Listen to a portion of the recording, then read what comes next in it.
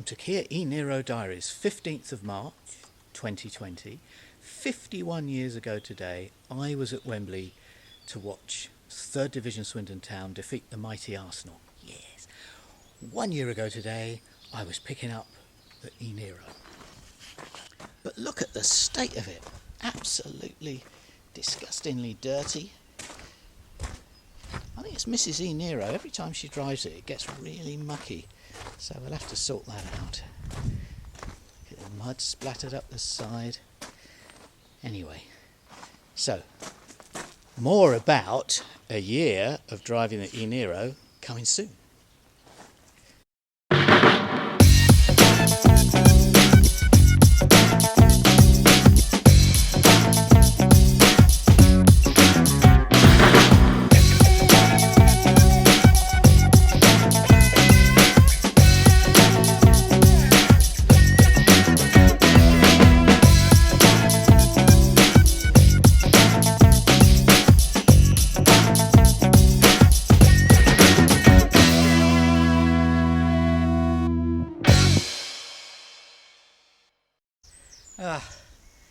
Yeah, I must stop rushing around like that. Getting too old. Must be watching too much Flash on TV. Well, here's the deaf, blind, but clearly not dumb beagle, 16 years old, who's come out to check the job I've done on the car. So this is a whole lot better now, much cleaner, and this is a whole lot better day. 15 degrees in the shade, according to the thermometer over there in the barn. Much warmer than that in the sunshine. So there we go. A 1 year old Kia e-Niro. So for those who've never seen the video before, we've had this car a year today. Ordered it on the 31st of December 2018. Delivered on 15th of March 2019, so it's exactly a year. We're led to believe this is the first batch of e-Niros in France, if not Europe. So, so what's happened in the last year? Well, we've done 20,600 something kilometres, which is about 12,700 miles. So in that respect, we're Mr. and Mrs. Average. And it's been event-free mostly. It's just worked. We're very pleased with the car. Obviously, how it performs depends a lot on how you use it. So at the end of the video, I'm going to give what the average kilowatt hours per 100 kilometres are and what that's cost us. A couple of things that have happened. One, it went in for a service its first service in December, and the garage wanted it back to do a recall thing. Obviously this is all in French, and I'm not fluent, but I got him to show me the worksheet they had from Kia, and there are lots of pictures and diagrams, and he said it was the heating system replacement, but not the heating system for the car, it's the heating system for the battery. So a lot of people on the UK Facebook site, the e-Niro owner site, have said that in this first iteration of the car there was battery cooling but not battery heating. But it's definitely battery heating. I checked it with him, he said it's definitely battery heating. So whether it had battery heating and they found a potential fault with a component and so it was a recall, or whether it was just something they wanted to add anyway as part of a Kia directive. I mean, I saw the bill for it, and obviously Kia paid for all that, and the dealer didn't pay for it. The other little incident we had was, after this, I thought I'd try out rapid charging. So I went to a well-known 50 kilowatt DC charger, and it wouldn't work. So I went to another one in Neil, and that didn't work either. So went back, and this was just before we were coming to the UK, so I really wanted to be able to rapid charge. So they had it over a weekend, and they gave me one of these fossil cars to drive, which was kind of really weird after having this for sort of 8-9 months. They found that actually it wasn't a problem with the car, it was a problem with the software on the local rapid chargers. So it was the company locally that ran the rapid chargers. When we went away from this area up towards the UK, we rapid charged no problem at all, and in fact we rapid charged a couple of times in the UK. So that was just a non-problem. The only other thing was totally self-inflicted, in that I was picking Mrs. e-Niro up from the airport one day, and I didn't see one of those very low bollards, and I scraped, I hit the rear driver's side tyre, and it just went bang, and it was deflated. It wasn't repairable. So in the end, I replaced the two front tyres, which is obviously earlier than I otherwise would have done, shifted the fronts to the back, and I've got a perfectly good spare tyre and no spare wheel. But that's another story. So yeah, we've been very happy with it, and give a bit more detail on the interior and stuff like that. Okay. So another couple of self-inflicted things. I rubbed up against a curb here. It's not too bad, but there's a few marks around the edge there. And around the other side, managed to scrape the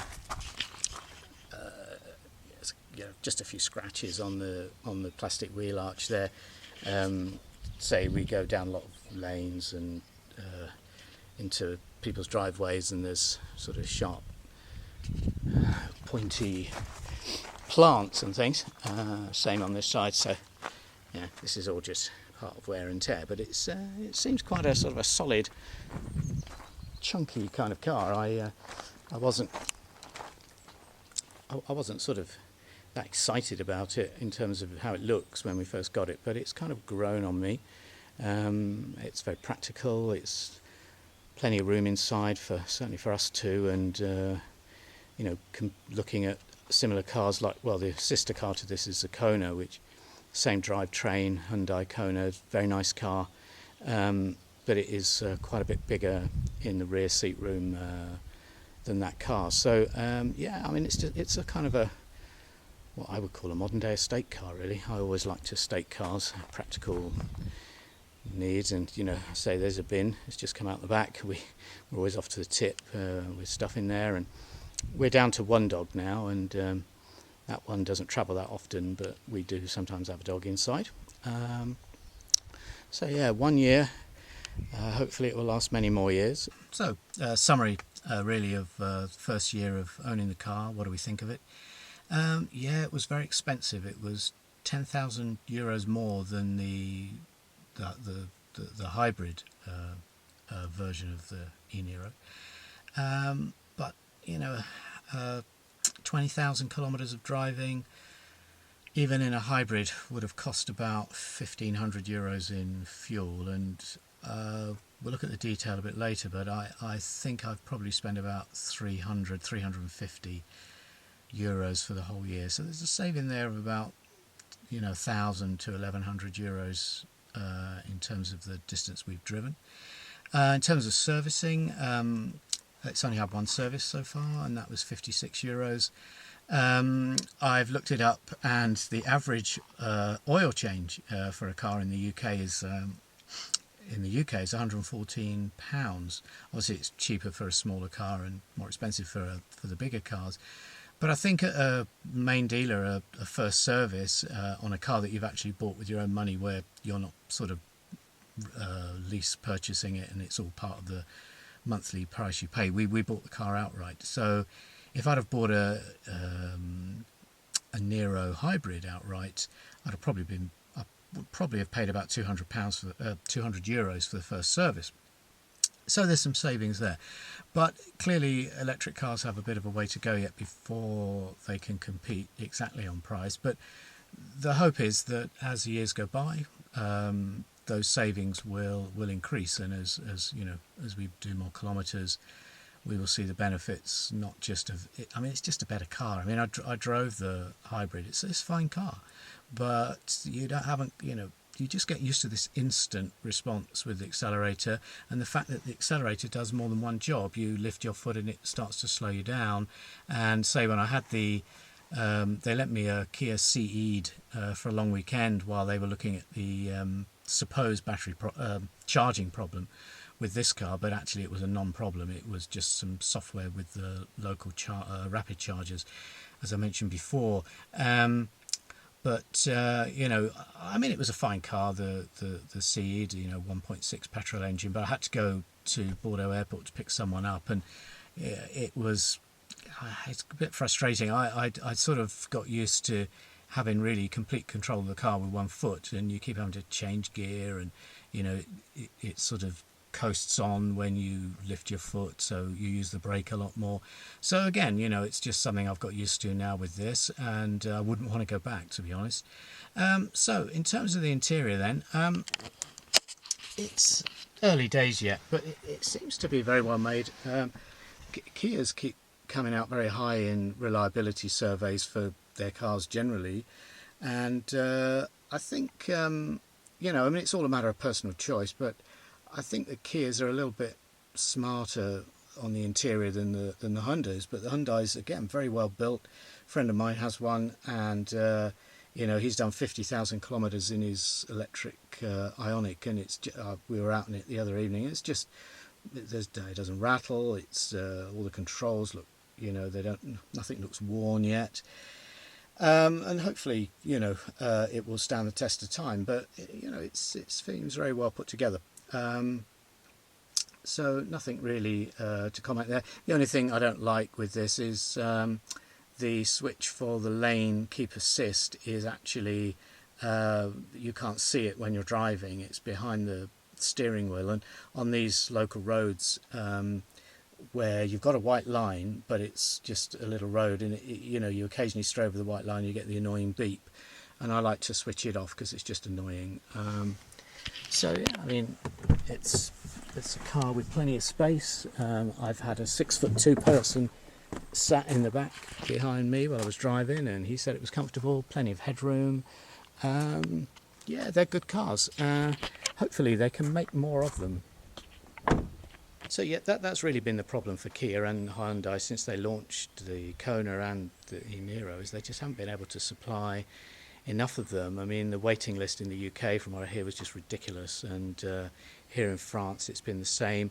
They're still having problems getting them, and of course, obviously, with the coronavirus going on now, and you know, in the supply chain, there's a lot of components come from China, and they're just not arriving.